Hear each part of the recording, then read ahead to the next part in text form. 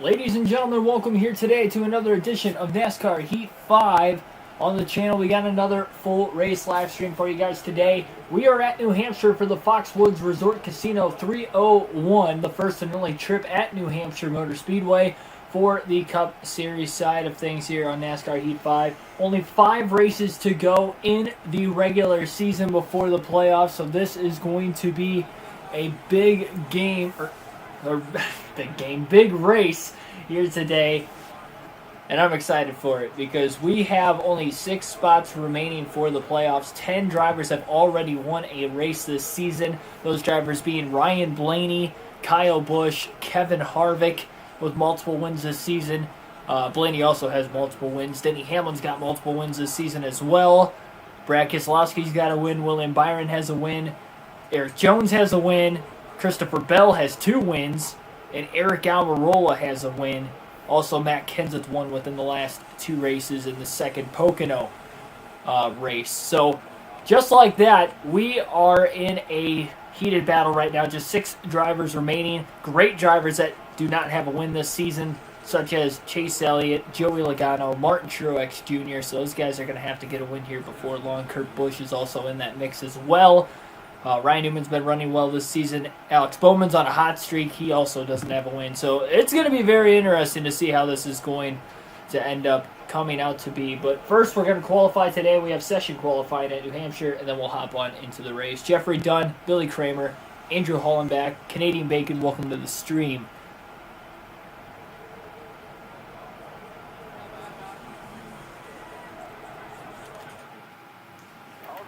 So just going to run one lap here in round 1 of qualifying. The top 24 make it into round 2. Blaney should be fast enough at least to make it into round 2. Running this Maytag paint scheme for the second consecutive race now.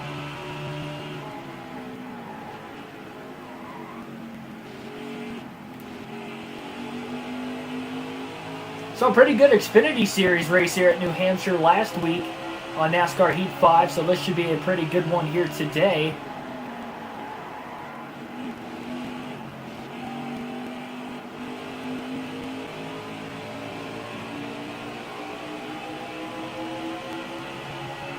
Licky was coming out of the pits there, but luckily Blaney had him missed easily to the outside. And off of turn 4 down to the start-finish line. 29.204, that is easily going to make it into the top 24. 11th quickest on the board for Blaney in round 1. Matt Kenseth, top of the charts in round 1.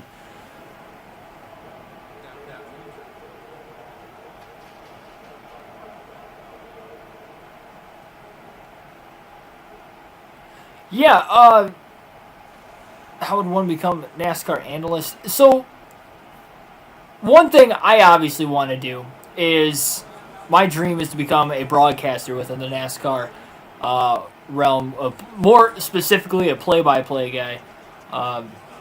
And the way I'm starting it is simply by starting this channel and doing these full race live streams with the realistic broadcast, kind of showcasing what I can do. If you can get a job at a local racetrack, that'd be huge. That's what I'm working on for next season. During the off season now is the best time to try and send emails out, almost like applications if you can find any. It's hard to find applications. It's really mainly if you know somebody that works at a specific track, you can maybe communicate with them. They could probably get you in the door, something of that nature. That's probably the easiest way to go about it. As far as schooling goes, yeah, writing and journalism classes do help, but they don't guarantee you an actual sports broadcasting position if you were looking more towards that way. It can help with that, but it just doesn't guarantee you with that, and that's the main reason I didn't go to college, because I was fully committed to going to Bowling Green State University a couple years ago after I graduated high school, and I kind of backed out of it at the last second. I don't know if that's going to be the right move for me necessarily, so I'm glad I'm doing what I'm doing now. I feel like I have a little bit more time. Not a lot, but a little bit more time.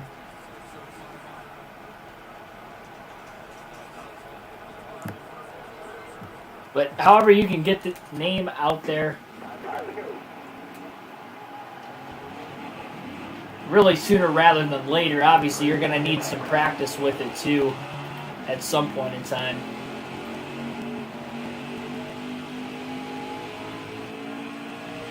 And that's where the schooling comes into play, because if you don't have any sort of background with that, with just speaking in general, then people aren't going to want to necessarily hire you without a degree and a background. So that is definitely where schooling comes into play there. Billy, welcome to the stream. So 2 laps in round number 2. Blaney came out of the pits behind Denny Hamlin and Kyle Busch. He kind of let Kyle Busch go, so that way he didn't have to run behind him on lap 1. Now lap 2, Blaney's going to push it a lot harder than what he did on lap 1, trying to create that space a little bit. Dirty air might affect him as well. We'll see. 29.293, so yes, not as fast as what he had in round number 1.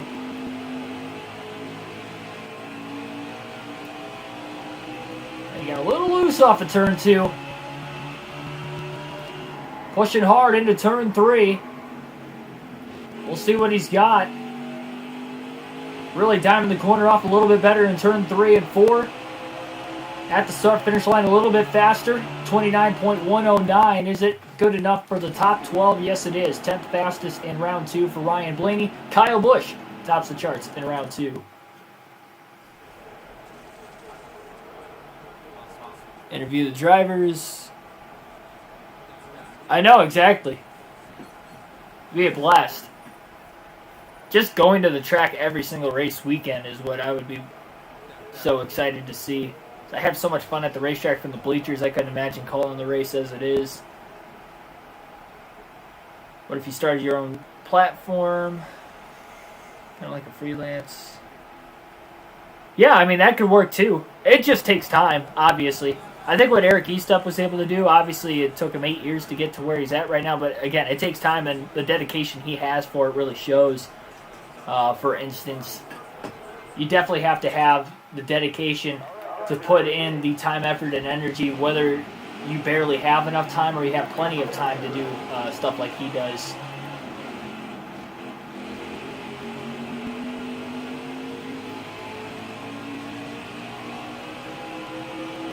And that's the cool thing about social media, is you don't necessarily have to be hired by these big name organizations to do stuff like that, kind of like Eric Eastup with him growing his own brand with Out of the Groove. It really showcases what even YouTube as a platform, for instance, or any social media could get you one day, even if you don't necessarily have a degree or a background in media. So 5 minutes here in this third and final round of qualifying to see who will top the charts and start on the pole at New Hampshire. Favorite Blaney 21. You're talking about the Wood Brothers? When he raced for Wood Brothers is my favorite scheme from there? Or are you talking about 2021? So I haven't seen anything yet for 2021. I just think the classic Wood Brothers paint scheme in general, that Motorcraft paint scheme, no matter who's behind the wheel of it, it just screams nostalgia in the NASCAR aspect. 29.195, top of the charts currently for Blaney. Blaney's car is all over the place right now. It's really loose on entrance and exit. Might have to tighten it up before the race starts. Wood Brothers scheme. Yeah, it's simply just the Motorcraft paint schemes, honestly. He didn't really run that many different paint schemes when he was there, compared to what you've seen with Paul Menard and Matt DiBenedetto over the last couple years. 29.122, so that last lap by Blaney, 7 thousandths of a second faster than his first lap. He's already made 3 laps in this final round of qualifying. This loose setup, I think, is good for qualifying purposes as he brushes the wall off of turn 2. It's going to cost him time on this 4th lap, so he's going to come to pit road now. 4 fresh tires on that race car, no adjustments coming. Has to make sure he doesn't speed, and he did not. 45 miles an hour is the pit road speed limit for today's race.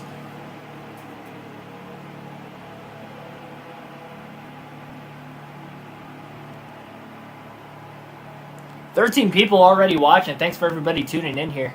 Not even to the race yet, so I greatly appreciate it. And it's on a Monday, nonetheless. Hit the like button down below if you're enjoying this right now, or if you are simply just excited for this. As we get down towards the end of the regular season here on this final NASCAR Heat 5 Cup Series season.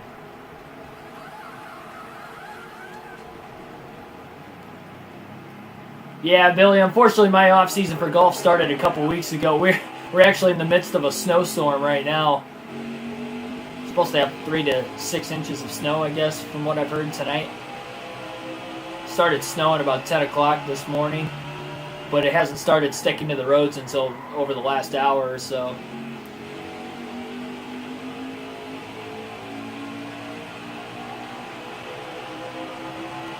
I should say first major snowstorm. It's snowed, I think, like once or twice already, but it's just been like flurries. Welcome to Northwest Ohio. So Blaney's still at the top of the charts with just over a minute remaining in qualifying, and it's not by much. The pace has really dropped off because his lap time isn't even as good as what it was in round 1 to this point. He had a 29.0 in round 1, and there's a 29.0 there. 29.094 at the line, so Blaney still at the top with less than a minute to go, maybe 2 more laps left. Here in qualifying, Blaney trying to sit on the pole on an oval for the first time this year and trying to score his second pole of the season. The only other race he qualified on the pole was the first and only road course race up to this point at Sonoma.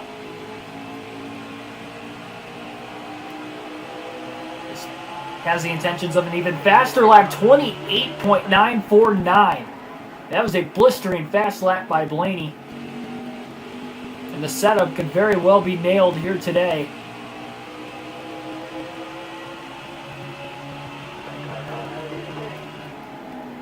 Screams to the inside of Eric Almirola. It's going to cost him time on this final lap.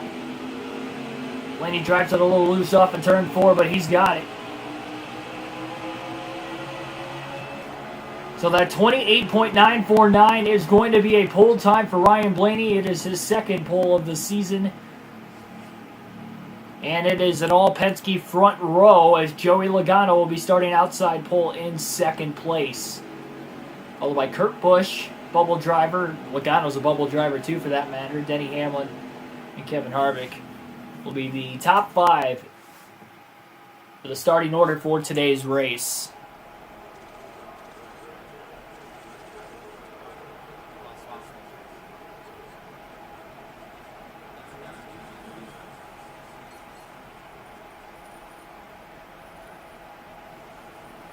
Yes, I did. I did see that with Hendrick Motorsports. Wasn't that last? It was before the weekend, wasn't it? Like Thursday or Friday? Yeah, what a shame. Very young, too. And the fact that he was basically on vacation at that time. I mean, not only was he off season, but he was on a honeymoon. Yeah, it's tragic for sure.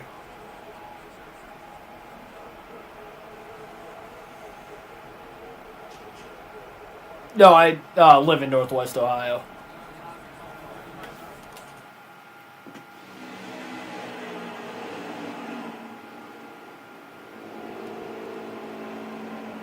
Ryan Newman will be starting at the rear for today's race. Chastain doesn't look like he's going to be fast.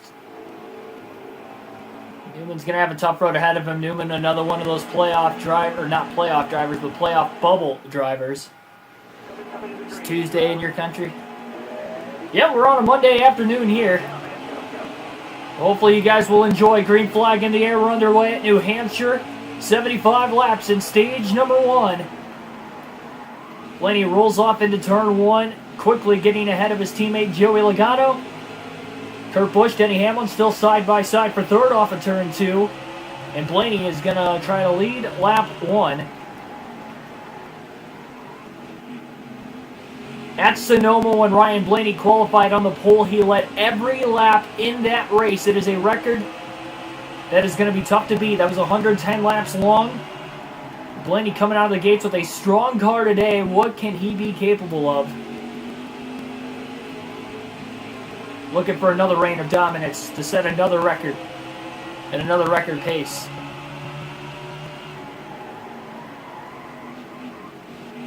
Bowling Green, yeah, Bowling Green, Ohio.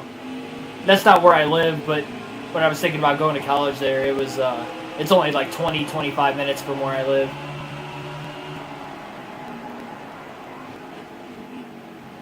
I'm only a half hour southeast of Toledo also.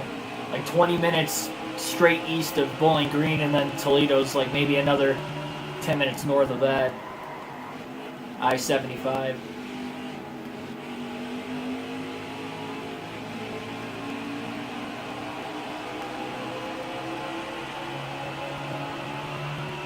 First 3 laps already led for Blaney. Logano still camping out in second place.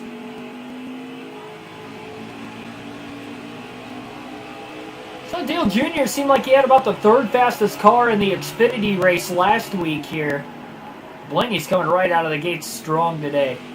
Another race with the 750 horsepower package. It's the first race with this package since Sonoma, when Ryan Blaney, again, won that race, and not only won the race, but led every lap in that race. That is something I've not done in a Cup race ever on the channel with these full race live streams, and that doesn't matter whether it was Heat 5, Heat 4, Thunder 04, it doesn't matter. It's a heck of a day.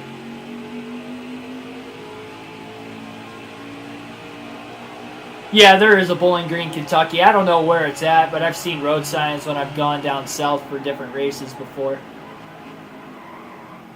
I've taken I-70. I've driven I-75 as far north as Detroit and as far south as Atlanta already.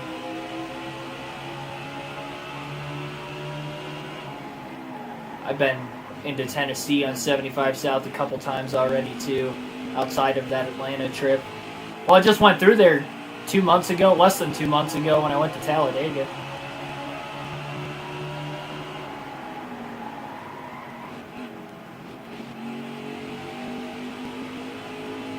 There's a Bowling Green everywhere, man. Missouri. It's a popular city/town name.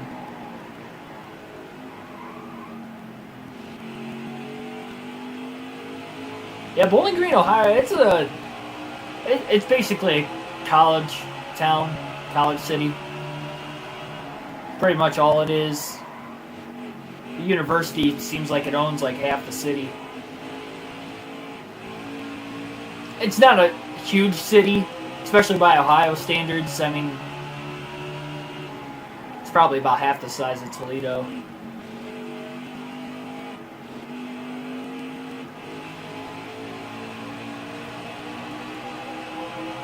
I mean, they're in the MAC conference, so they got a pretty decent-sized school.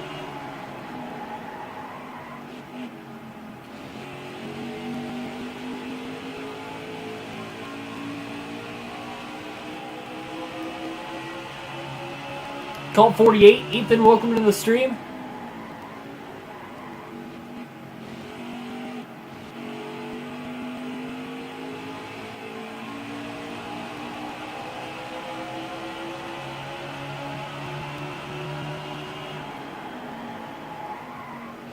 There's so many Columbuses, too. I remember when I was going to Indianapolis Motor Speedway for the Brickyard 400 a couple years ago, there was a Columbus, Indiana when we went through. I was like, oh, okay.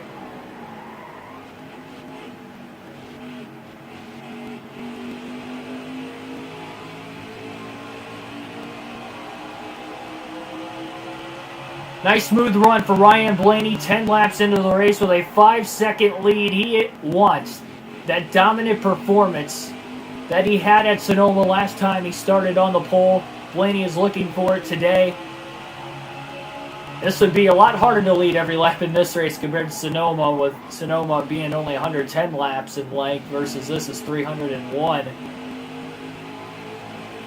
It would definitely be even more of a record, but it seems like he's got a faster car here compared to what he had at Sonoma as well, because he had a couple challengers at Sonoma that were challenging him for the win. Now, we could see somebody that qualified mid-pack, or maybe, who knows, Ryan Newman, who started at the rear, can make a charge through the field, but Logano's still holding on to second. We don't know how fast Denny Hamlin is. He's been in third the whole time. Kurt Busch right there. Harvick right there. The top second through fifth place cars are all within a half second of each other, so they're racing hard back there. He's also allowing Blaney to pull away.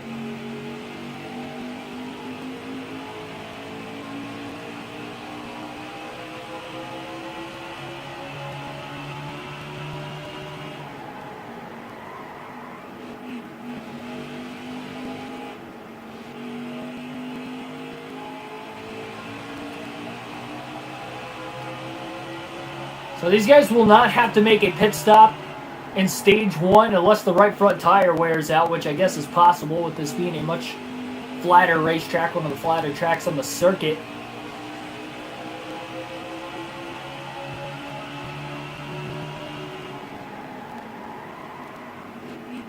He's already about to catch the lap traffic. You can see the tail end of the field there. It's the same setup he had for qualifying. We'll see how this car is going to react on a longer run.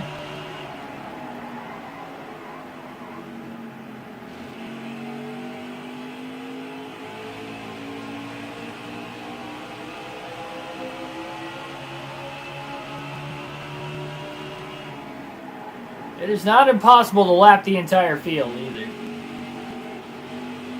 The way this race started, that is insane.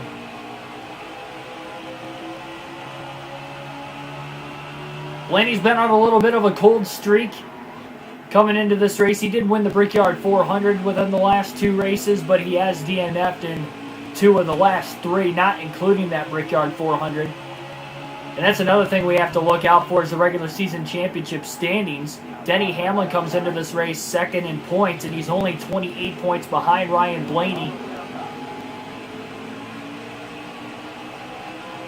With these 5 races remaining. You see Hamlin again. Hamlin and Blaney both in the top 3 early on.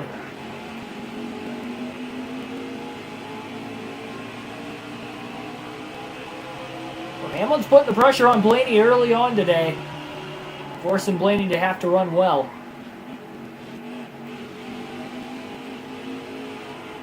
Yeah, I do play on a 105 for the AI difficulty. I haven't changed that at all, ever.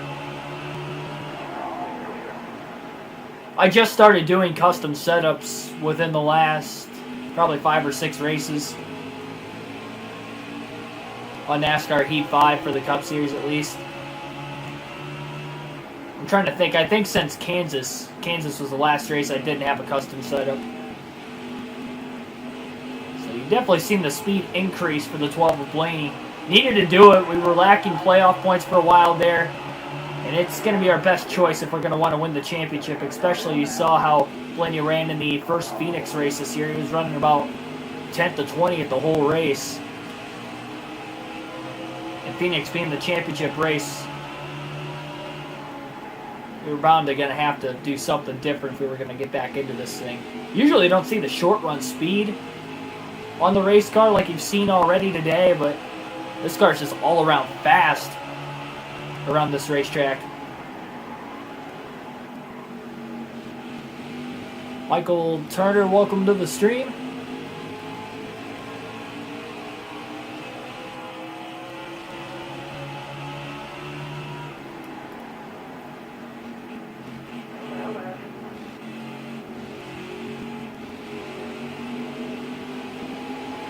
Gonna need some long green flag runs, of course, to lap the field as well. This is a shorter racetrack, so that's going to help, only 1 mile in length.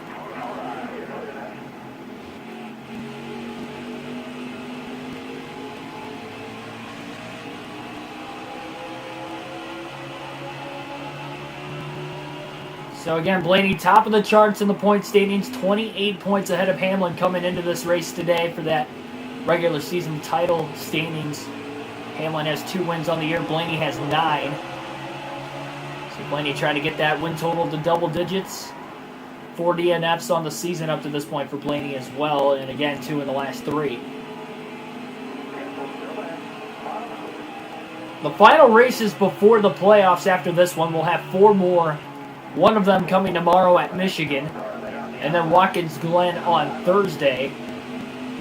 And then a little bit of break with NASCAR Heat 5 after that until next week. We'll finish up the regular season at Dover.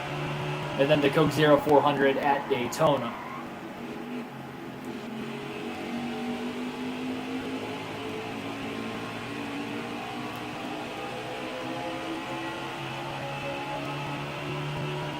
Saw a good race at Michigan the first time we were there for the Cup Series this season. We also saw a good race on the road course, despite the fact Ryan Blaney dominated, as we already mentioned today.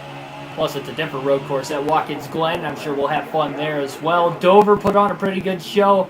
Really, in this game in general, it's one of the better tracks.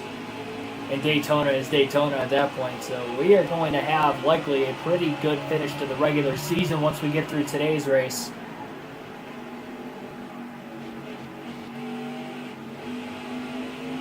Three wide. Well, not quite 3 wide. Blaney took a peek. He thought better of it. Just decided to stay behind De Benedetto and Bubba Wallace. He'll go to the inside 3 wide, though, into turn 1. A little easier to go to the bottom than the top. That many cars in line. 14 people watching, though, currently right now. Again, thanks for everybody tuning in. Subscribe for more daily NASCAR content. Help me out on my journey to hopefully living the dream, or at least my dream, broadcasting real races within the NASCAR realm. We do these full race live streams with a realistic broadcast on the daily. We don't usually dominate them right out of the gate like we have so far today. Again, this is only the second pole of the season for Ryan Blaney, and he's led every lap so far through the first 25. Caution-free to this point as well in stage 1. This first stage, again, shorter. The second and third stages are longer, and they're about even in length with one another. Third stage being the longest by a little bit over stage 2, but we'll have over 100 laps in each of the next 2 stages. Michelle Rafter, welcome to the stream. Oliver Smith, welcome.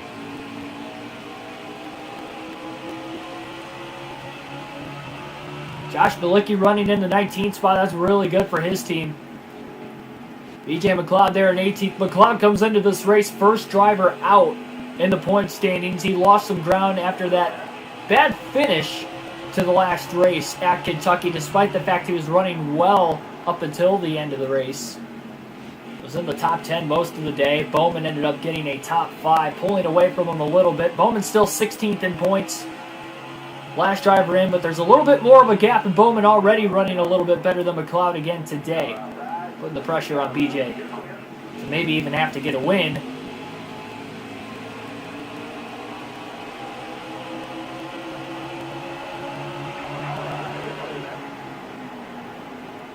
We haven't seen anybody below the playoff cut line get a win yet this season of the 16. You had a couple guys that are right around 16th in the regular season standings, but they are above 16th with a win. Some of those drivers include Eric Almirola, Eric Jones, and Matt Kenseth. There's Ryan Newman, who started at the back, already worked his way into the top 15. He's about to go a lap down. Boyer's going to go a lap down. Big slide going off into turn 1, 3 wide to the top. Wow, Ryan Newman got really loose in the center of turns 1 and 2. Big run on the top off of corner exit for Ryan Blaney. He is mowing through this field. It is incredible, the speed we have seen today. This is already looking like it could be a very dominant performance. Austin Blake, welcome to the stream as well. Yeah, Seattle's been, they've been struggling lately. They just don't look like the Seattle of old, at least, but Russell Wilson is Russell Wilson. If he has a good game, they're going to have a good shot come the end. First caution of the day is out, and it will be at lap number 30. And that will give the free pass to Matt Kenseth in 12th. It doesn't look like everybody's going to hit pit road here. Again, we don't have to make a pit stop in this opening stage, so it's likely why everybody's staying out. That will still keep these guys a lap down and keep them from getting the wave around. Some guys are pitting at the back of the pack that are already a lap down, but none of the lead lap cars will pit here.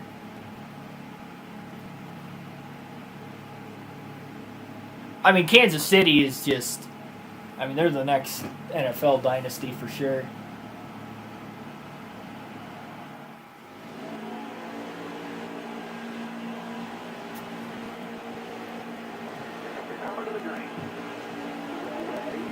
Green flag, back in the air. Hamlin up to second place, so on the front row you got the 2 regular season points leaders. Now that we're on a little bit older tires into the run, it's only going to help Blaney even more on this restart. We saw the short run speed at the very start of the day as well, but Logano's lost some track position, so maybe Hamlin might be a little bit better of a fight. Who knows? We'll see as the race carries forward. My favorite racetrack is Bristol Motor Speedway. It's been my favorite since I was a kid. My sentimental favorite is Michigan, simply because I've been going to tracks. I've been there for a race 5 times now, I want to say. That's my home track. And since I've been able to, I guess, technically drive myself legally out of state from the time I was 18 when I graduated high school to now, I've been traveling to different racetracks, and I've been going to Michigan since for both races.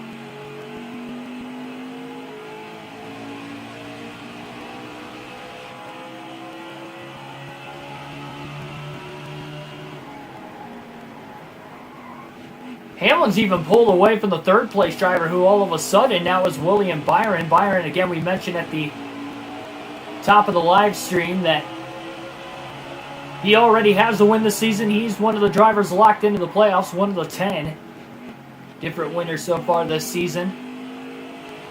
But why not try to get more playoff points if he can somehow find a way to get a stage win or the race win today? It's going to be tough because that number 12 car, again, is very, very fast. Yeah, I live in Northwest Ohio, but my home track is Michigan because we don't have a Cup Series held race here. I'm hoping one of these days Mid-Ohio could get a Cup date. I feel like it's possible. The problem is there would likely have to be one of the road course races they have on the 2021 schedule would probably have to drop for them to have Mid-Ohio on the schedule for the Cup Series. Because I don't think they're going to add any extra road courses. There's already 6 on the schedule now. I don't want any more road courses on the schedule. I think 5 or 6 is a good number.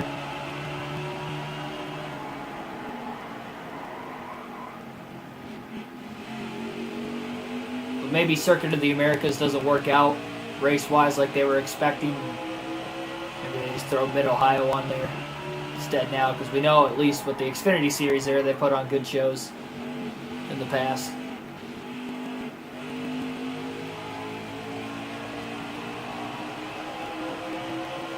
Eight-second lead already on the restart. 35 laps to go in stage 1. Blaney is looking to set a record pace today. Not sure who brought out that first caution of the race, by the way, at lap 30. Take a look here next time we come down the front straightaway, because that driver who did bring out the first caution is out of the race. And it looks like Justin Haley in the 16. So Justin Haley is knocked out of the race already today. One of the non-factors as far as the race goes, and really the playoffs. He's well outside the top 30 as well, even if he did get a win at Daytona, which we know he knows how to win on the super speedways, not only in the Xfinity Series, but he has won at Daytona in the Cup Series before, that rain shortened race in 2019. Angel, welcome to the stream.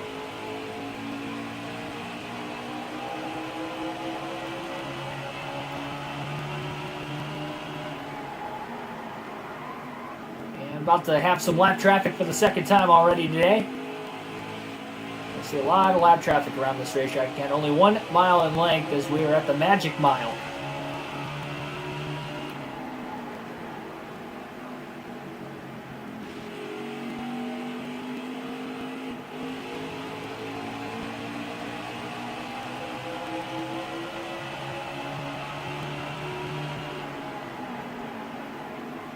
Well, JTG Doherty cars at the back of the field. Ryan Priest, 39th. You see Stenhouse just a few cars ahead of him. They are not showing good speed at all here. Saw Ryan Priest run really well at Sonoma. Maybe he could be a challenger at Watkins Glen in a couple races.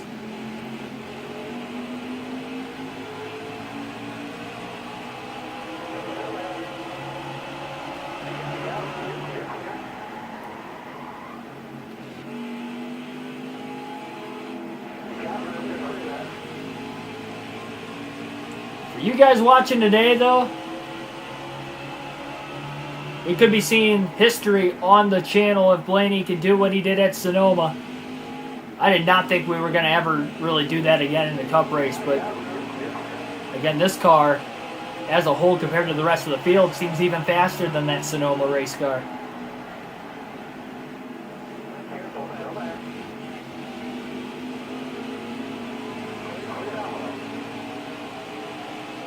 Yeah, my opinion, 2311 Racing, it will be a huge success if they could be a winning team within the next couple years in NASCAR. They are looking like they should be competitive right out of the gate. But if they could start winning races, that'll be huge. Not only, I mean, just for the sport in general. Between Bubba Wallace being a more polarizing driver within the sport now, and the name Michael Jordan winning in NASCAR as well. Then it looks like down the road, and maybe not so far in the distant future down the road, they could be looking at expanding their race team to multiple cars. So that could definitely open up different rides at TRD in the Cup Series. So that would also be pretty cool. Maybe we could see some expanded field sizes once again in the Cup Series. Because you got to figure, if they do that, they're going to have to add more charters at that point. Because where are they going to get their charters from? And the only way they're adding more charters is if they expand the field probably back to 43 cars again. Because right now the max is 40.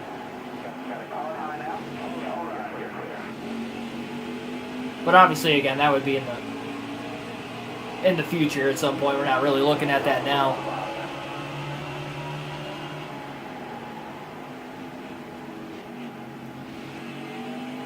Well, that too. They did say they said that they weren't planning on expanding it until they got a new manufacturer.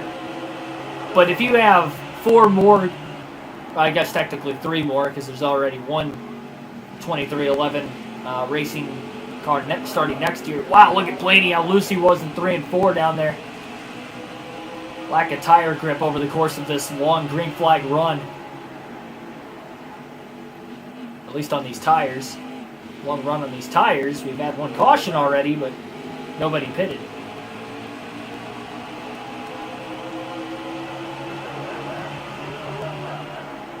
"25 laps to go, stage 1 now."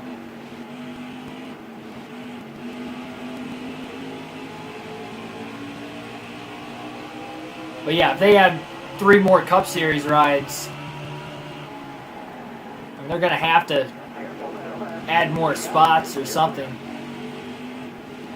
Ideally, they're not going to expand until they can get charters, would probably be my guess, which means that they would have to expand the amount of charters they have. And then they would probably just buy them all up, or however many they expand to. At least 3 of them, because you can run a maximum of 4 cars at a racetrack.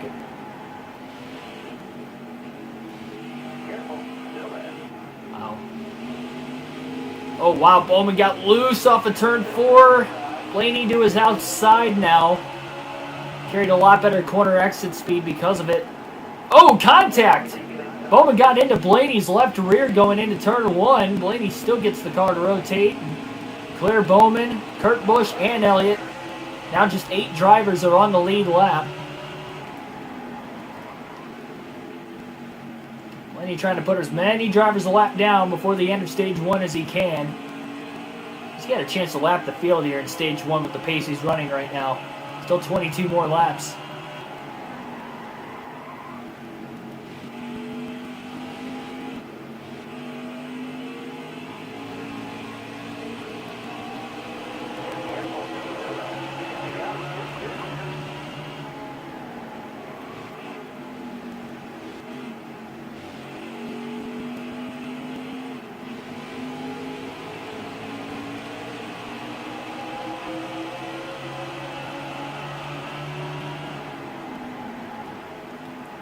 Blaney just rules it so much deeper into the corners than these guys.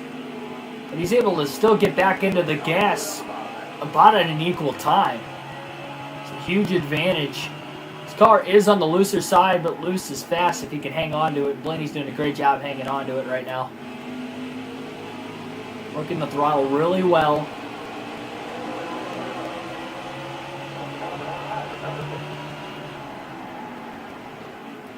Yeah, I don't think the 43 car field's gone forever. You look back even in the early 90s, they were struggling to fill the field kind of like they are now. Granted, a much different reason why, but similar situation. I mean, you were seeing 37, 38 cars on a weekly basis, and that was when they had a 43 car field. So I don't think the 43 car field has gone forever, and with the new car, the new teams coming out, looking for charters, I can see them expanding the field in the not-so-distant future. I'm talking within, maybe even by 2022 they might even expand it. Who knows?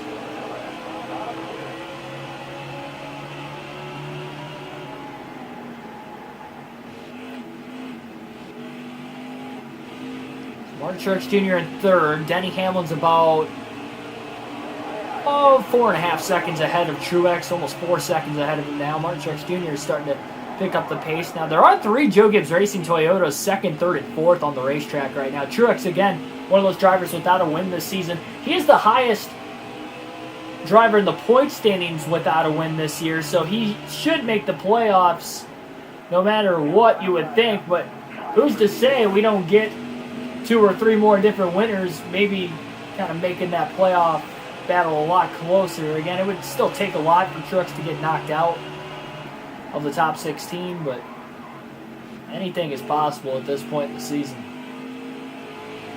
We've seen it in years past. We've had so much of a variety of different winners already. Again, 10 different winners this season in the first 21 races. That is insane.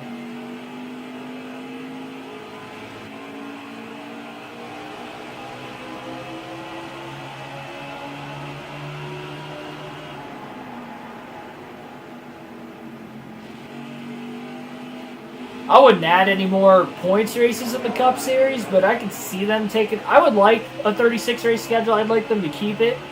With what they're doing right now, they have been able to find ways to shorten the season as it is without having to reduce the number of races by, running a doubleheader at Pocono, starting the season a week or 2 earlier. Like, they started a week early this year. They're going to be 2 weeks earlier compared to what they were 2018 next year, because they're starting the week after the Super Bowl. So, you're already looking at the first weekend of November, it being the end of the season. Once the Summer Olympics are not being played in 2022, you're talking the third week of October, the season's going to be over. So they can keep a 36-race schedule with a condensed season. It'll give them still a little bit longer off-season with the way they're doing it now.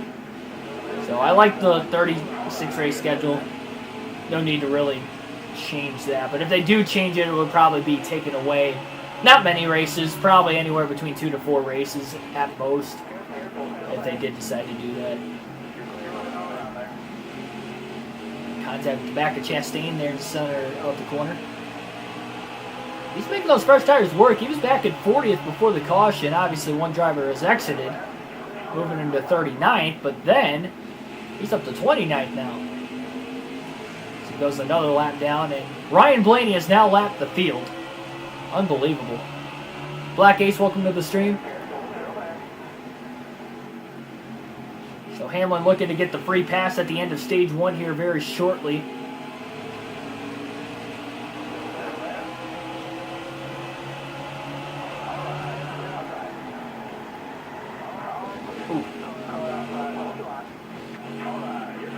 Contact with John Hunter Nemechek there as well. Clears him cleanly, at least off corner exit. I'm not sure how to change the paint schemes in career mode when you don't have your own team, because I haven't ran the career mode. The only career mode I've ran is the one I'm still working on the channel, and we've owned our own team the whole time, so I'm not entirely sure how to change it outside of that. I don't know if it's like on championship mode where you can press R1, L1 on the home screen. I really have no clue.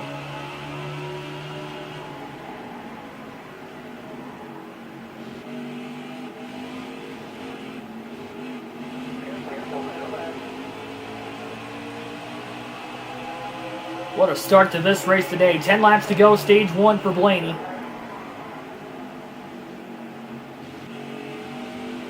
This is similar to the start at Kentucky. Obviously not exactly the same because Blaney started on the pole. This one, Kentucky, he started just outside the top 10. But he won stage 1 at Kentucky and he had a full lap lead. And the next thing you know, stage 2 happened. We had 4 cautions in the stage. So many guys got back on the lead lap. He ended up not even winning the stage. Kyle Busch went on to win the stage. Then the final stage of the race, got in an accident on a restart with about 60 to 70 laps to go and ended his night. So even though he's got this great speed in the race car and a great early start, it is a long race. Things can change for the worse, or they can get better and better. We'll just have to wait and see.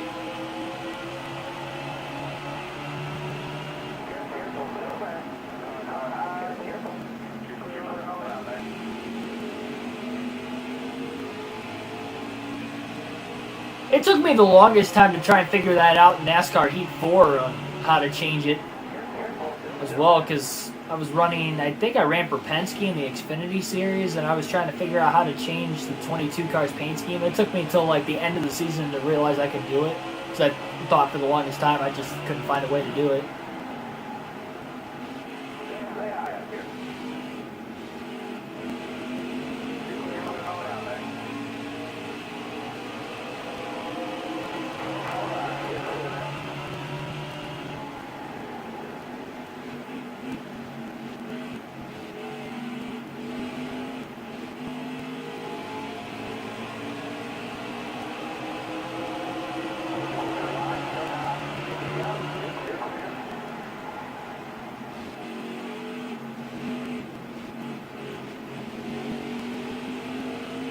Hopefully you do it in a sophisticated manner if you ever get that interview. That could be kind of cringy for her sake. It'd be hilarious to watch in third person.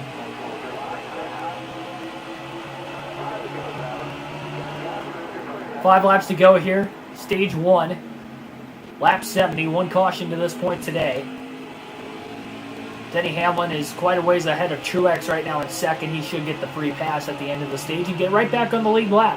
Hamlin's won here at New Hampshire a couple times in his career. He's been close over the last couple seasons as well. He's finished top 3 in this race, both in 2020 and a runner-up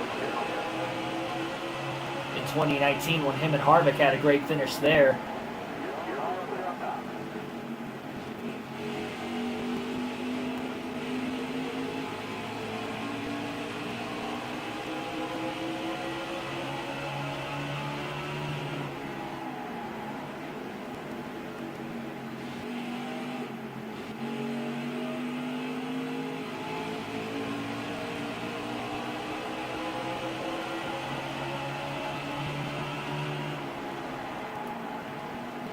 Logano qualified second in 8th place. He's about to go 2 laps down. Blaney is just dominating early in this race today.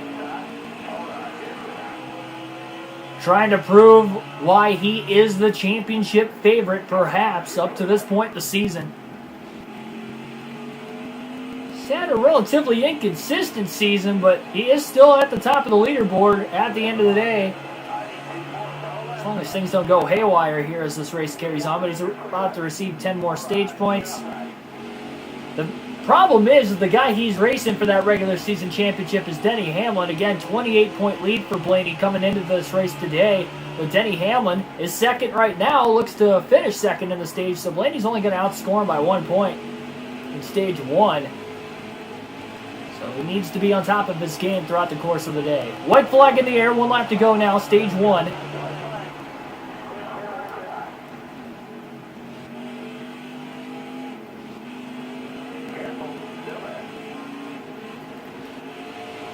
Man, He got really loose off of turn 2. 3 wide. He's got a chance to put William Byron 2 laps down in 6th, and he will. Great run for Blaney, dominant and leading every lap in stage 1. As he'll take the first of 2 green-white checker flags today. Stage 1 already in the books.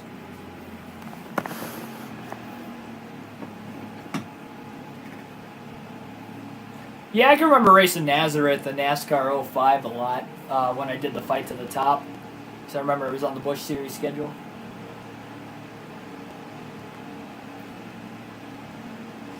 Modifieds too.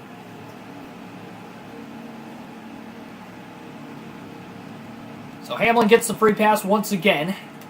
Pit stops for the first time today now. Take a look at the top 10 in stage 1. Again, Ryan Blaney with the stage win, followed by Hamlin, Truex, Kyle Busch, and Kevin Harvick the top 5. And then William Byron in 6th, Keselowski 7th, Logano 8th, Alex Bowman 9th, and Kurt Busch rounds out the top 10.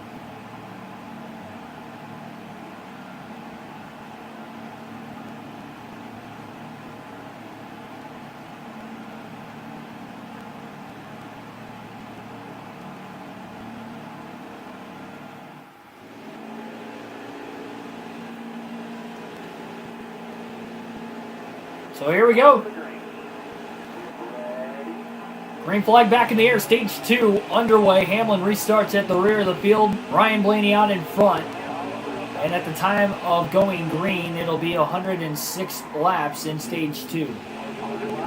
Busch trying to cross Blaney over on the restart. Blaney holds the bottom, trying to make sure he doesn't get back on the lead lap.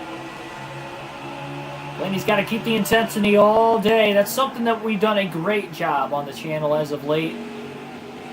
Getting those back-to-back wins in NASCAR Thunder 2004, refusing to lose there. And really a NASCAR Heat 5 as well. The Trucks and Xfinity Series, but now back in the Cup Series for the first time in over a week. So we'll see how this race is going to go today. So far, so good. Also have to say, for those of you that did not catch any of the races, we did a doubleheader yesterday for NASCAR Thunder 2004 at Chicagoland with the full race live stream there. And then we did another full race live stream with a realistic broadcast for the Xfinity Series on NASCAR Heat 5 at Road America. Both races came down to the wire. Both races last lap passes for the win. And really, overall, from start to finish, both races were very good, very intense. It was awesome. Probably the best day on the channel up to date, if I had to guess. We've had some good races before, but the fact that we ran a doubleheader yesterday, both races were as good as they were. Then we come into today's race, and you see Blaney dominating from the get-go here. It just goes to show how different each racetrack can be on any given race day. Both the real life and video game, it doesn't matter. But that's why you watch, because you never know what could happen.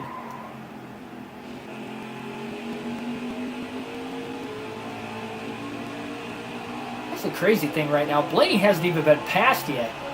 Not even by one of these lap cars on the restart. Truex has gotten up to third, getting around Kyle Busch there. I don't see those guys catching him.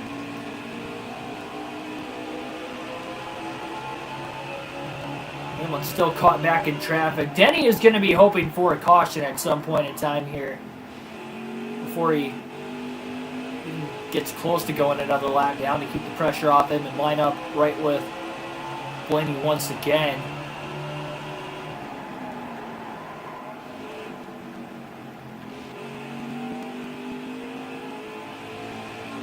They will have to have a stop at some point in time in Stage 2 and Stage 3, so it'll be interesting to see how that will be dissected. These guys could go most of the way through the stage. They would be able, if this ran green and they stayed out to the end of the run, they could take it to about 15 to 20 laps to go before they have to pit. They can't quite make it all the way to the end.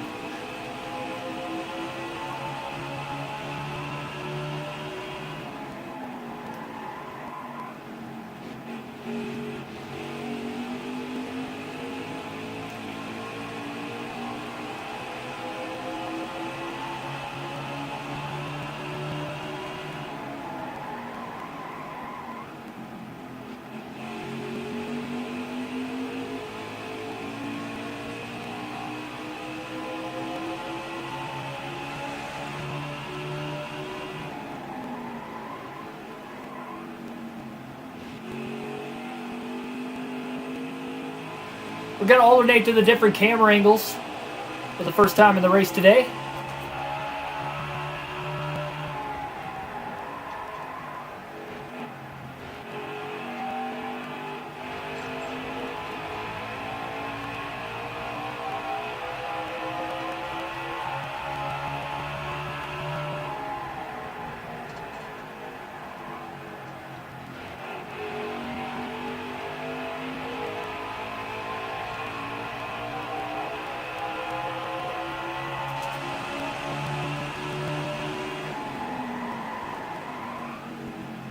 He kind of overran that corner right there. He still finds grip even when he maybe runs in the marbles a little bit. At least in the beginning of this run while he's on a little bit fresher tires.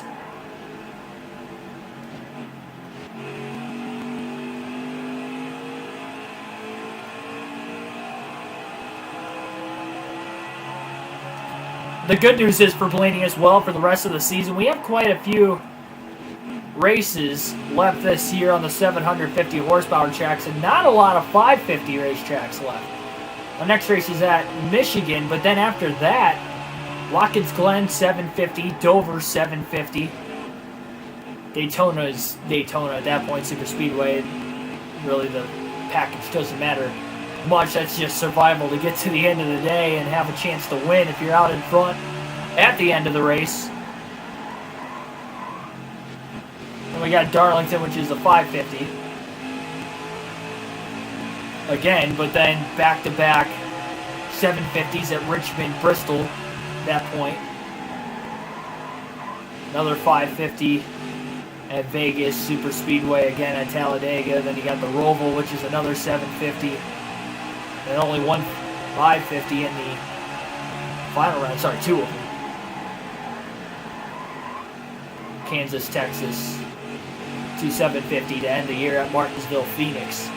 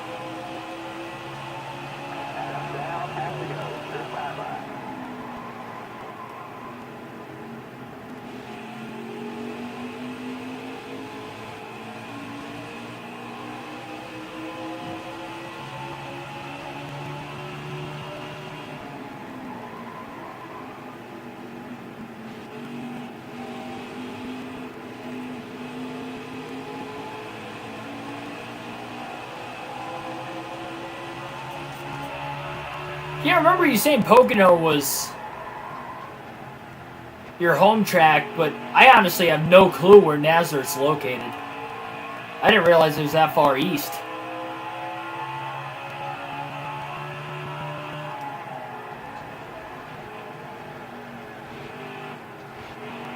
I feel like that's something I should know, is what state the track's located. I honestly have no clue. Probably because it's not on the schedule anymore. It's probably why I don't know.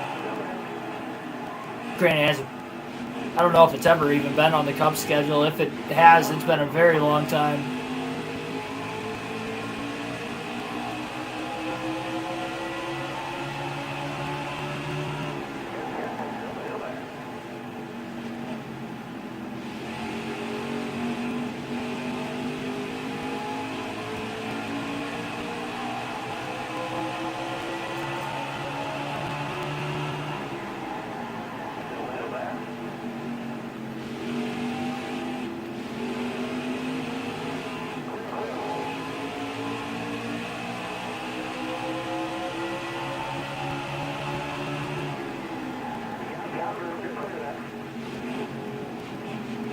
Yeah, I had no clue there was a Nazareth, Pennsylvania.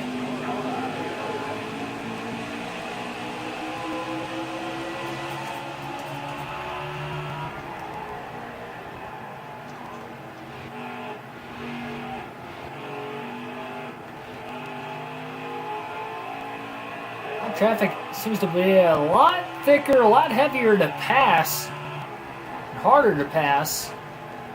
What we saw back at stage 1.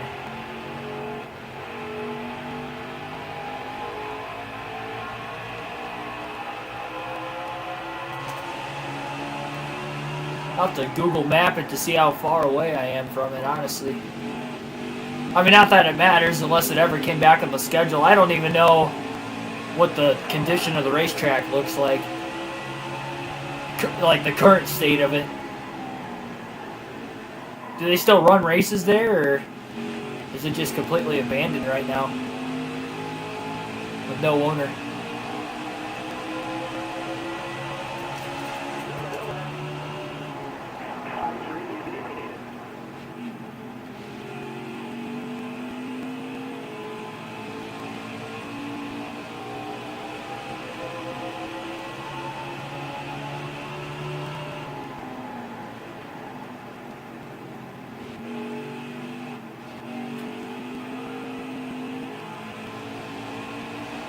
Back to the normal camera now.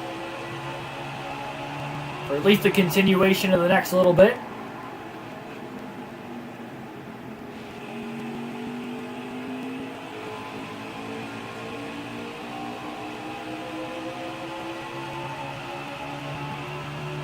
Denny Hamlin is showing at least a pretty good amount of speed. Again, he restarted at the rear of the field.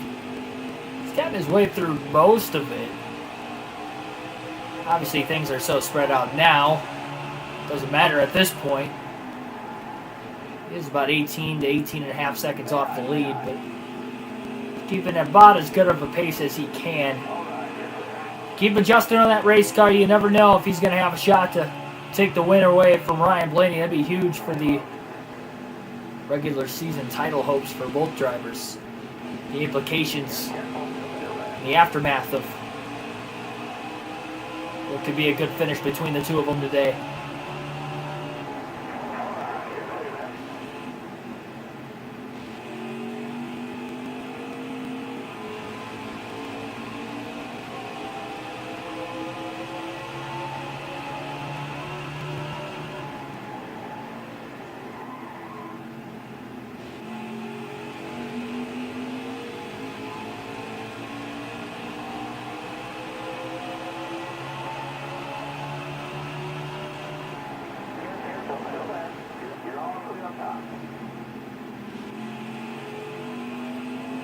We do have another doubleheader coming on the channel tomorrow.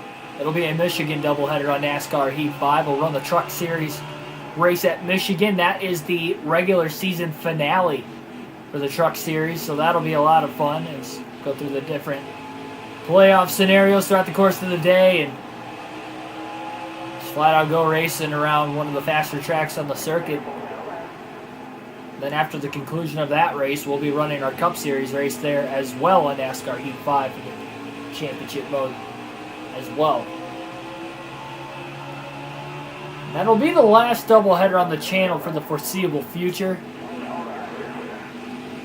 Unless we DNF out of a race early or something of that nature, that'd be the only other way we'd look at doing another one anytime soon. I'm in the process of trying to find a new job right now, so that's why we've had a lot more time over the last couple weeks.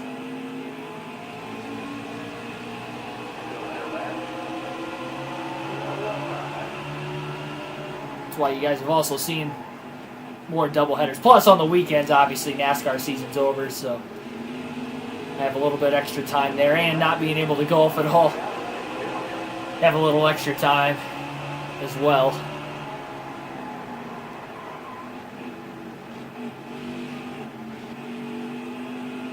Closed in September 2004. Gotcha.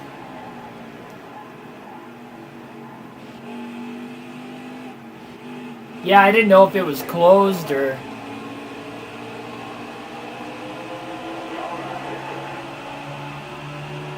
Well, is it actually closed or is it... I know it's obviously off the NASCAR schedule, but I mean, is there still like local races that are ran there, like late models or modifieds or something of that nature? just local stock car shows.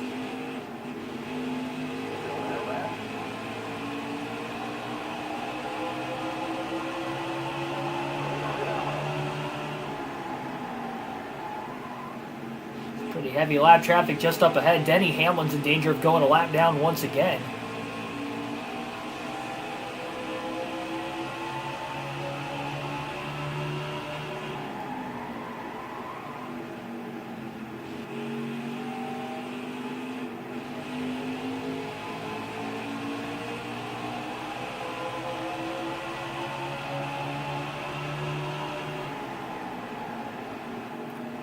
Well, if there's going to be a caution, Denny Hamlin's hoping it comes out right now before he goes a lap down. He has to start the process all over again of trying to get the free pass, but he's stuck in heavy lap traffic. Blaney to the inside, 3 wide into turn 3, and easily going to get around him. That's another thing. I mean, Blaney's just been racing clean today. Passing cars clean. Just a good drivable race car. On top of it being fast. I think it's pretty safe to say this is the fastest car he's had this season.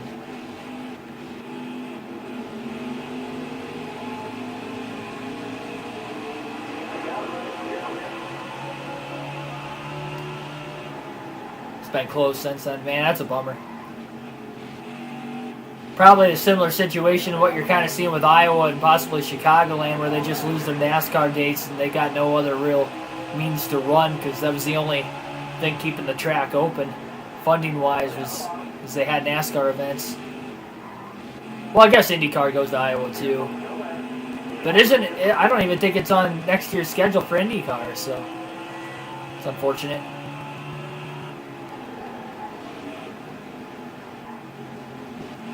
Chase Elliott's just got another lap down as well. He's been having a good day. He's been in the back half of the top 10 most of the day.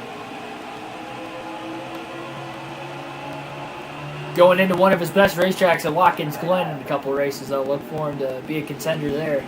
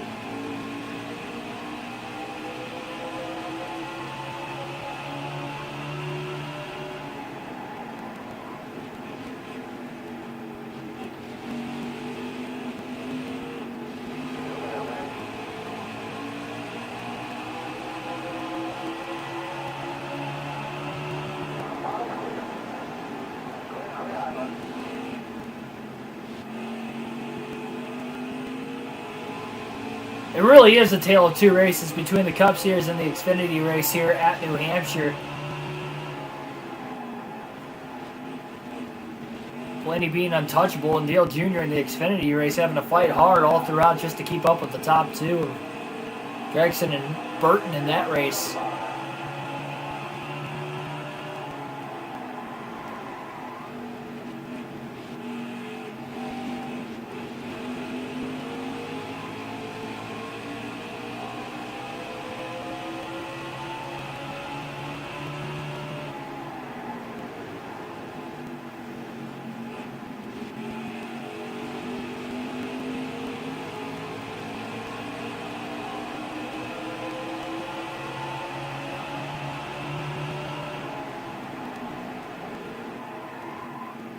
Wow. Blaney overdrove the corner there in turns 1 and 2, but still no pressure.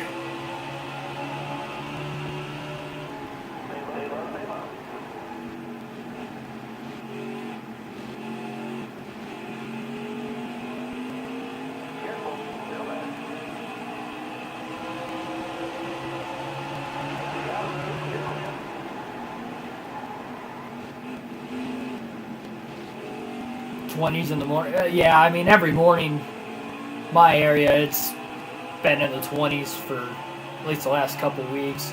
Yeah, last day I golfed. Oh, man, Blaney slid quite a bit getting around Alex Bowman and Ty Dillon into turn 3 there. Had him cleared still, and now he tries to put Harvick 2 laps down in 5th. But it was still warming up to like mid-40s, 50 degrees every now and then. I think I went with my dad, because I golf like almost every day, and I thought the season was done like 3 weeks ago, but we had one day it hit 60 degrees randomly, and we went to the course. It was pretty... the conditions were really soft, you can definitely say, because we've already had like a week or two of frost, and just kind of went out. I was kind of regretting going that day. It was so nice I couldn't not go, but at the same time too, taking that week off when I've been playing like every other day to every day for the entire season, it felt like basically the first round of the year. I just did not feel comfortable at all, but got through the day. I shot one of my worst rounds of the year, but I wasn't too worried about it because, again, I kind of figured I wasn't going to play good having that much time off. But I haven't worked on my game yet this offseason, so I haven't really touched a club in a couple weeks, but I plan on going to an indoor driving range twice a week starting next week, so as long as COVID doesn't start shutting stuff down again, which it looks like it's going to happen, so that's going to be unfortunate if that's the case. I really want to keep my swing this offseason, on top of working out, lifting weights, making sure my swing doesn't change this winter. Mari P, welcome to the stream.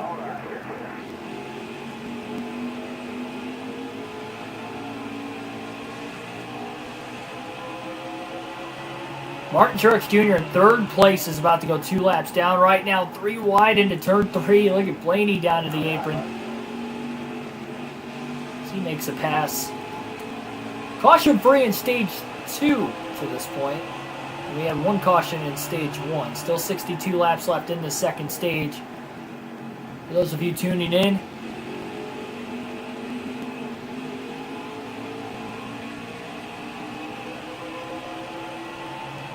yeah, I was probably playing about 5 to 6. I've been playing 5 to 6 times a week since really like 2 to 3 years ago.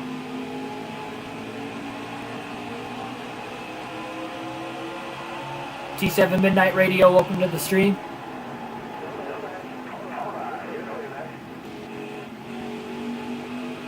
Oh yeah, I was just talking about golf.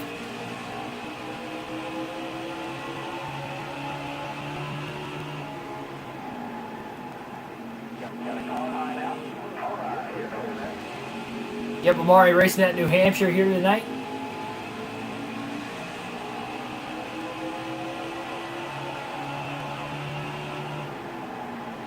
About as easy as it comes up to this point for Ryan Blaney.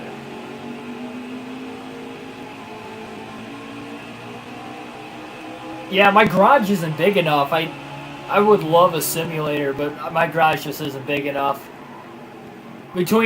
Well, see, if I was a normal person's height, I probably would.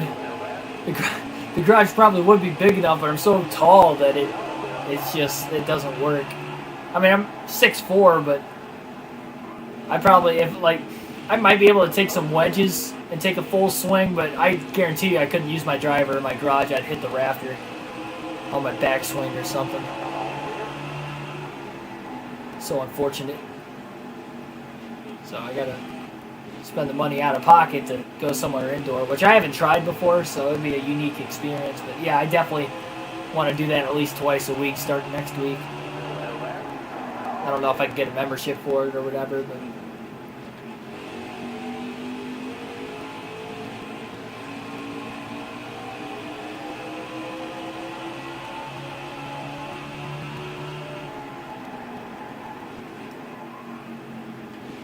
yeah, golf's fun to play. I fell in love with it because it was something I've wanted to try for a while when I was growing up. Especially because I didn't play football past junior high, so I was just kind of like, to fill the summer. I played basketball up until my junior year. and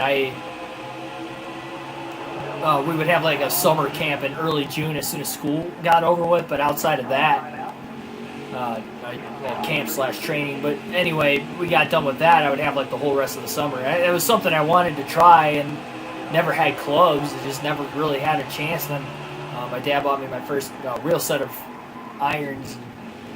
I took his old driver from that point and his old putter, so at least I had that.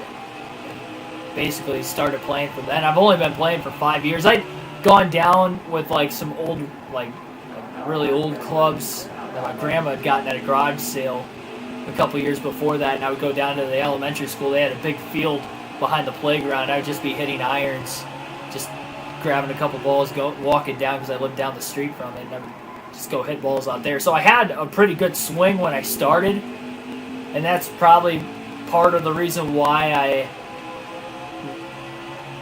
am as good as I am for only playing for 5 years, because I did that for 2 straight summers before I even started playing. I would literally go down there every Monday through Friday, just hit balls for about an hour, hour and a half. It takes a lot of practice, but I'm still competitive with it, obviously, but it was one of those things like, all right, I can get good at this if I put the time, effort, and energy into it, and I've done that ever since.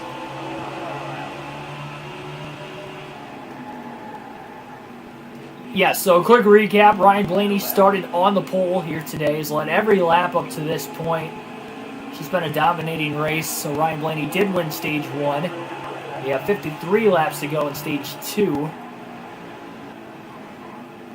The dominance continues. He's got a 1-lap lead on the field. Denny Hamlin hoping for a caution to get back on the lead lap with the free pass, but he's about to go 2 laps down here before we even hit our first pit stops of the stage. The only pit stops in this stage that would have to be made. About just over 30 laps left in the tank that these guys can go on fuel. So again, looking at about 15 to 20 laps short on fuel to the end of the stage from here.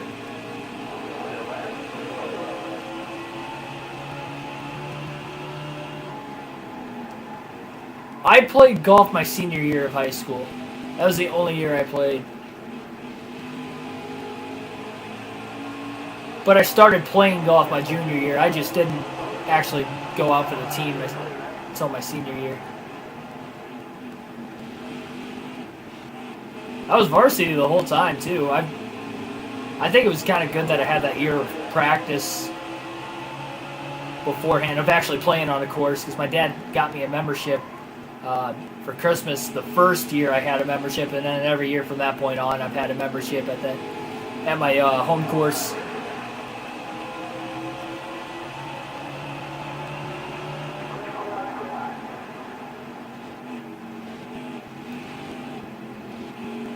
Like, I'm definitely good at it now, and this season was by far the best season I've had. I was like consistently pretty much from midsummer all the way to the end of the year, consistently shooting low to mid-70s. I didn't get even par on 18 holes yet. I did get it on 9 holes, I think like 3 or 4 times this season. I went under once on 9 holes, but I came close a couple times at 18. I had, I think, like 2 71s and a couple 72s in there on par 70. I just couldn't quite get it. I knew my time was running out at the end of the year. I didn't have much more good weather left in Northwest Ohio, and I was like, I need to get this before the season came to an end. I just never got a chance. So whether it's there or I can take that town to another course too, it doesn't matter. I started playing more courses this year. Like once or twice a week I'd go somewhere different. Somewhere close to my work after work or something like that. Just for one, so I can get 9 holes in after leaving work. And then for 2, obviously, to kind of change it up and make sure I'm not just dominating the same course every week. I could actually play at other courses really well. Now every time I travel to a different NASCAR race too, I usually try to go to 1 or 2 different courses in that area too. BMNJ, welcome to the stream. Got 9 wins on the season up to this point, so Blaney looking to be the first driver to hit double digits in the win total. Very tough for multiple drivers to do that in a year, but looking for that 10th win of the season here today. Again, it's DNF'd in 2 of the last 3 races, and now we have a caution. So this is only our second caution of the race. We're almost halfway home. 163 to go as we're just past the halfway mark in stage 2. And Denny Hamlin will get the free pass, but he's only going to get one of his 2 laps back here. So Blaney will easily be able to hold the lead. And we'll be having pit stops for the second time today under caution.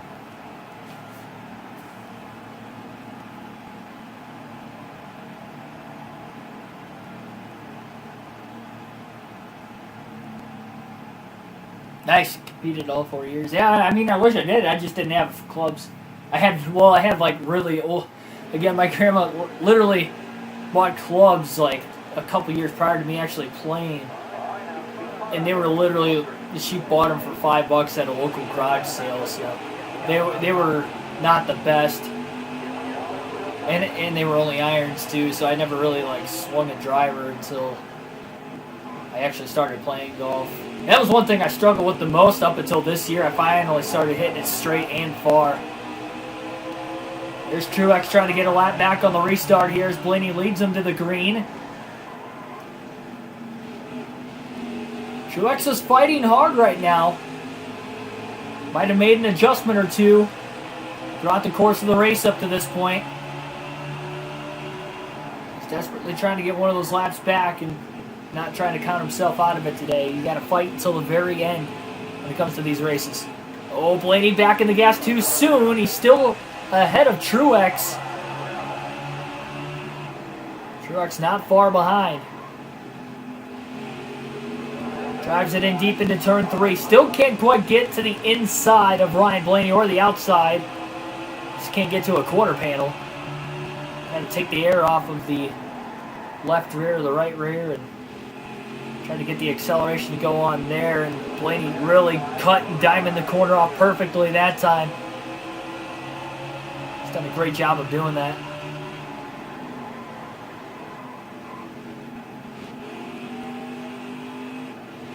.270. Yeah, and it was weird because when I started the season, I was hitting my driver good. I was hitting it straight, but I wasn't hitting it far. And then just throughout the course of the season, it's like my swing just kept getting better and better and better. And I was working on stuff, and by July, granted, you have the heat and humidity carrying the balls, but I was hitting consistent 300-yard drives from that point. That's what I'm saying. Like if I can just my short game's always been good since I started, and I've been blessed with that. Now that I got the driving ability, that's why I was shooting really good scores last season. I really want to get into a few tournaments next year.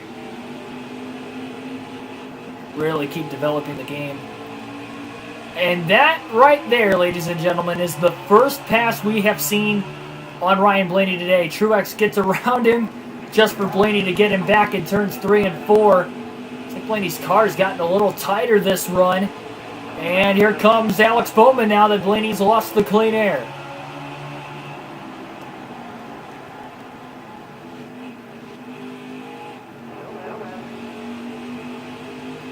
Yeah, the furthest drive I hit this year with the wind on my back was like 330 something.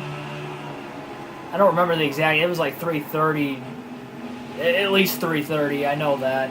So I have a GPS so I can, on my phone, so I can get yardage from any course.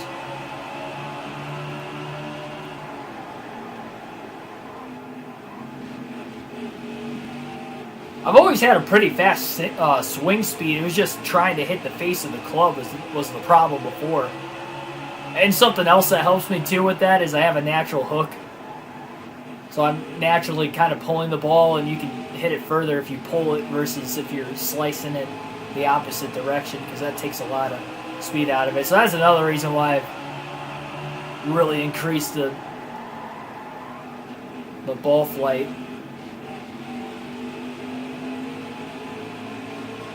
Alex Bowman trying to battle Martin Truex Jr. right now. Bowman has got one of his laps back as well as Truex, but Truex is only 1 lap down now versus Bowman 2 laps down currently where he's running, trying not to go 3 laps down again. But yeah, Ryan Blaney's car seems like it's gotten tighter He didn't make an adjustment under that last pit stop. It's a very interesting situation here. But at least he still got the lead.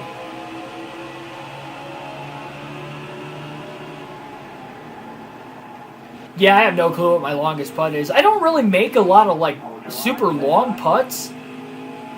But I two-putt, like, almost every green. That's where my putting's good. I can make the short to medium putts. The long putts, I don't really make them, but I get them close enough that I can just tap it in on the next one.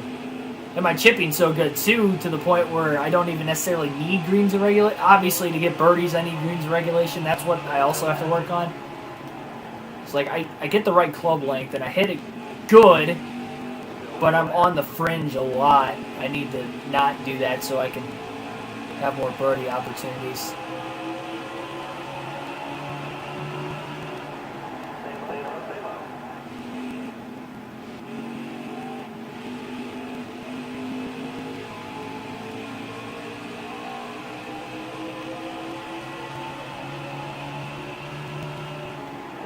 Blaney to the inside of Alex Bowman. Slide job. Look at how deep he drove it into turns 3 and 4. Oh, no! The classic controller disconnect. Unbelievable.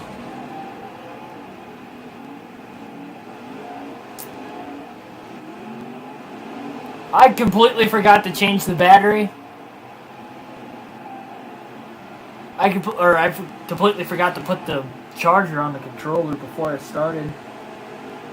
I meant to do that after qualifying because I noticed it was low. I'm surprised we even made it that far through the race. We got halfway through it. Unbelievable.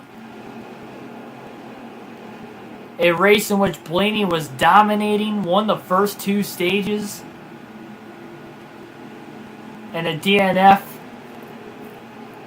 It looked like a right front tire blew, but the controller disconnected.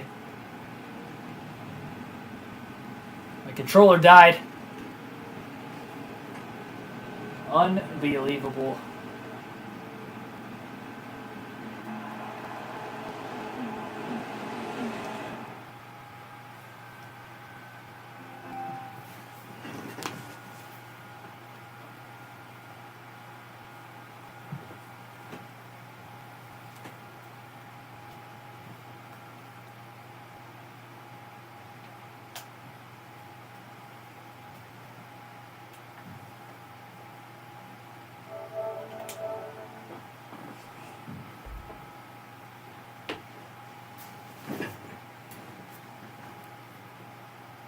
So that is going to be a 39th place finish for Ryan Blaney, and that is now the 5th DNF this season. And now the bad luck from Thunder 04 is starting to creep up on Ryan Blaney here on NASCAR Heat 5. That is 3 DNFs in the last 4 races, but that is a race in which he was looking like he could have maybe even led every lap of the race. So we'll take a look at the finishing results and see who wins. William Byron is going to get his 2nd win of the season here today. Ryan Newman will bring it home in 2nd. Great run for him, starting at the rear. Finishes 2nd. Kyle Busch 3rd. Bubba Wallace with a great run, finishing 4th. Denny Hamlin finishes 5th. Followed by Kevin Harvick 6th. Martin Truex Jr. 7th. Alex Bowman 8th. 9th. Joey Logano and Christopher Bell rounds out the top 10. In the drivers that DNF'd, again, we know that obviously Blaney DNF'd, and then before him, Justin Haley DNF'd. So I'll place Justin Haley in 40th. Ryan Blaney will finish 39th. Again, I'm doing the points myself here. And because we did not get to the end of Stage 2, the top 10 at the end of the race are going to be the same order as Stage 2. So William Byron won the 2nd stage of the race. Unbelievable finish to the race for the wrong reasons here. Well, I think we're going to have to do another stream now. We only got halfway through this one, unfortunately. I think we're going to end up doing we'll probably end up doing the truck series at Michigan today then, instead of tomorrow.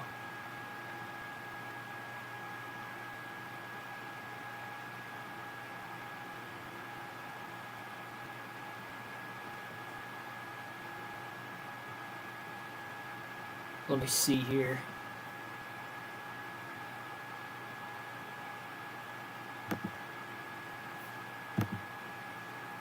Trying to take a look at the streaming schedule for this week so I can see what I might end up doing. Yeah, it's too late to do NASCAR Thunder 2004 today. So we'll probably go Truck Series at Michigan today instead of tomorrow, and then we'll just run the Cup race and the Cup race only tomorrow. Yeah, so that's what we're going to end up doing here. All right, well, that is going to wrap it up for this one. Well, thanks for everybody tuning in here. Subscribe for more daily NASCAR content. Hit the like button down below if you enjoyed the race, the commentary, the video in general. Help me out on my journeys to hopefully one day broadcast NASCAR races within the real realms. So thanks for all the support as usual, and we'll be back here soon for the truck race at Michigan in a matter of moments.